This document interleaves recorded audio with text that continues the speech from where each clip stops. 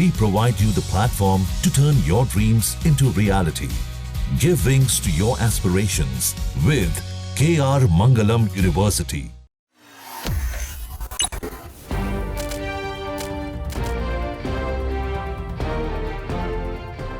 नमस्कार, जजमेंट समझिए माला दीक्षित से कार्यक्रम में आपका स्वागत है। आज मैं आपके साथ चर्चा करूंगी बिहार SIR पर, यानी बिहार में जो मतदाता सूची का सघन पुनरीक्षण चल रहा है उसी विषय पर मैं आज आपके साथ चर्चा करूंगी। सुप्रीम कोर्ट में बहुत सारी याचिकाएं हैं जिनमें कि इस प्रक्रिया को चुनौती दी गई है और याचिकाओं में मांग की गई है कि इस पूरी प्रक्रिया पर रोक लगा दी जाए, क्योंकि इसमें लाखों लोग जो हैं वो वोटर लिस्ट से बाहर हो जाएंगे। और इसमें पूरा ये सवाल उठाया गया है मंशा पर कि इस समय ये क्यों चलाई जा रही है प्रक्रिया। इसका उद्देश्य शायद ज़्यादा से ज़्यादा लोगों को मतदाता सूची से बाहर करने का है। बहुत सारी बातें याचिकाओं में की गई हैं। ये याचिका एक गैर सरकारी संगठन ADR ने दाखिल की है। इसके अलावा बहुत सारे विपक्षी दलों के नेताओं ने अलग से भी याचिकाएं दाखिल की हैं। तो निश्चित तौर पर उन याचिकाओं में वो सारी बातें कही गई हैं जो आजकल विपक्ष बिहार में उठा रहा है और मतदाता सूची के सघन पुनरीक्षण का विरोध कर रहा है। तो आज सुप्रीम कोर्ट में इस मामले पर सुनवाई की रूपरेखा तय होनी थी। सुप्रीम कोर्ट ने कल की सुनवाई में तो ये साफ मना कर दिया था कि वो प्रक्रिया पर रोक नहीं लगाएगा और वो कोई भी अंतरिम रोक आदेश जारी नहीं कर रहा। इसके बाद आज ये मामला फिर से सुनवाई पर लगा था, जिसमें कि सुप्रीम कोर्ट ने पक्षकारों से पूछा था कि उन्हें कितना समय चाहिए है अपने मामले में बहस करने के लिए, और इसके बाद वो पूरी सुनवाई की रूपरेखा तय करता। रूपरेखा आज सुप्रीम कोर्ट ने तय कर दी है और अगस्त में इस मामले की सुनवाई जो है वो की जाएगी।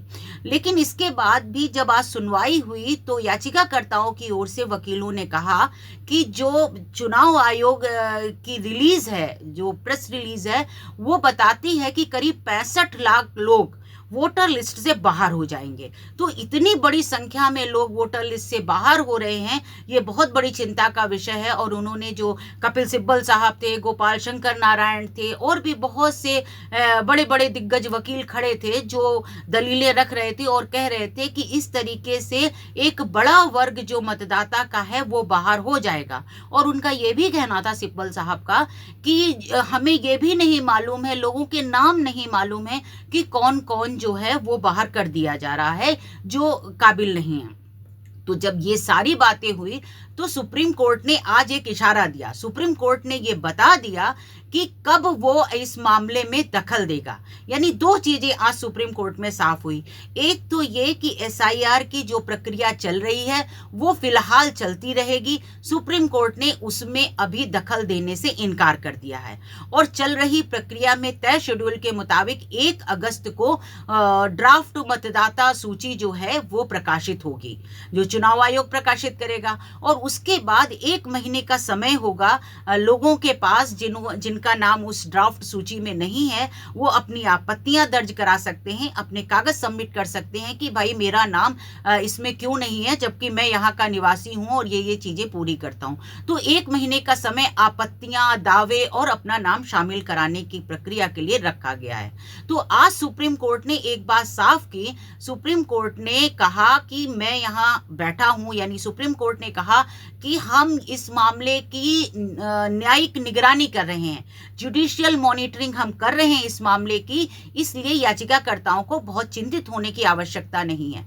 दूसरी चीज जो सुप्रीम कोर्ट ने आज कही माननीय न्यायाधीशों ने, उन्होंने कहा कि याचिकाकर्ताओं से कि 1 अगस्त को शेड्यूल के मुताबिक जो है वो ड्राफ्ट सूची प्रकाशित हो जाएगी। तो आप उस ड्राफ्ट सूची में जो लोगों के नाम शामिल नहीं हुए हैं और उनका आप लिस्ट देख लीजिएगा, और वो लोग जीवित हैं तो आप हमारे पास आइएगा, हम उसको देखेंगे और हम फिर उस मामले में दखल देंगे। और एक चीज और सुप्रीम कोर्ट ने कही जो कि बहुत महत्वपूर्ण बात थी। सुप्रीम कोर्ट ने ये बताया कि वो कब दखल देगा। सुप्रीम कोर्ट ने कहा अगर मास एक्सक्लूजन होता है, यानी ये बहुत बड़ी बात है। सुप्रीम कोर्ट ने कहा अगर मतदाता सूची में बहुत बड़ी संख्या में लोग बाहर हो जाते हैं और ये साबित होता है कि जो लोग बाहर हुए हैं उसमें ज़्यादातर लोग जीवित हैं या किस तरह से बाहर हो गए हैं, तो कोर्ट ने कहा हम उस मामले में दखल देंगे और याचिकाकर्ताओं से कहा कि आप यहाँ कोर्ट आइएगा, कोर्ट आपको सुनेगा, आप बताइएगा कि ये लोगों का नाम सूची से बाहर किया गया है जबकि ये लोग जीवित हैं और ये लोग पात्र हैं। तो उस समय कोर्ट उस मामले पर सुनवाई करेगा। तो सुप्रीम कोर्ट ने जो आज ये सारी बातें मौखिक ही कही हैं, कोई ऑर्डर में ये बातें नहीं लिखाई हैं, लेकिन सुप्रीम कोर्ट ने आज जो इशारा दिया है ये दोनों के लिए बहुत महत्वपूर्ण है, एक तो याचिकाकर्ताओं के लिए भी और दूसरे चुनाव आयोग के लिए, ताकि ये सुनिश्चित हो कि सिर्फ वास्तविक मतदाता जो हैं वही मतदाता सूची में है और इसके अलावा जो पात्र मतदाता है, जो योग्य मतदाता है, उसका नाम सूची से बाहर ना रह जाए और अगर रह गया तो कोर्ट उसके हक की लड़ाई के लिए बैठा है, कोर्ट उसकी बात सुनेगा। आज की सुनवाई में एक चीज और बहुत महत्वपूर्ण थी, वो भी मैं आपको बता दूं कि सुप्रीम कोर्ट ने जब ये कहा कि हम इस मामले की सुनवाई करेंगे, या जब याचिकाकर्ता की ओर से कपिल सिब्बल ये कह रहे थे कि ना तो हमें नाम पता है और इतने लोगों को बाहर निकाला जाएगा, 65 लाख की बात चल रही है बाहर निकलने की, तो सुप्रीम कोर्ट ने कहा कि भाई जब हम बैठे हैं हम इसको देखेंगे और आप इतना आशंकित क्यों हो रहे हो। चुनाव आयोग एक संवैधानिक संस्था है और वो जो भी, हम ये मान के चलते हैं कि वो जो भी काम करता है वो नियम कानून और संविधान के मुताबिक करता है। आप उसकी जारी की हुई अधिसूचना देख लीजिए, आप उसका जारी किया हुआ आदेश देख लीजिए, उसमें सारी बातें बिल्कुल स्पष्ट लिखी हैं कि क्या शेड्यूल है, कैसे क्या होगा, उसमें लोगों को आपत्तियां रखने का समय दिया जाएगा। और अभी जो सूची जारी होगी वो मात्र ड्राफ्ट सूची है, वो उसमें वो फाइनल नहीं है और वो ठीक हो सकती है।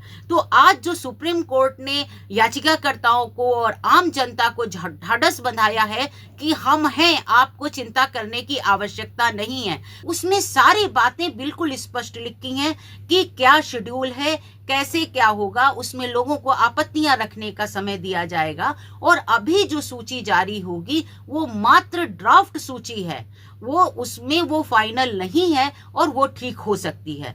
तो आज जो सुप्रीम कोर्ट ने याचिकाकर्ताओं को और आम जनता को ढाढ़स बंधाया है कि हम हैं, आपको चिंता करने की आवश्यकता नहीं है, तो ये भरोसा सुप्रीम कोर्ट का जो है वो आम जनता में बहुत ज्यादा विश्वास जगाता है।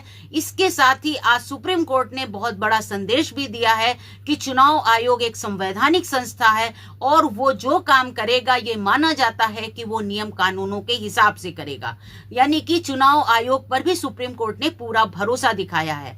तो चुनाव आयोग को अब जो है देखा जाए एक तरीके से ग्रीन सिग्नल है और एसआईआर जो चल रही है बिहार में वो चलती रहेगी और चुनाव आयोग का जो कार्यक्रम तय है और उसी हिसाब से एसआईआर पर कार्रवाई होगी। अब ड्राफ्ट सूची भी 1 अगस्त को जारी हो जाएगी, इसके बाद लोगों को आपत्तियां रखने का मौका भी मिलेगा। तो आज बस इतना ही, फिर कुछ इसमें बड़ा होगा तो मैं जरूर उससे आपको अवगत कराऊंगी। धन्यवाद।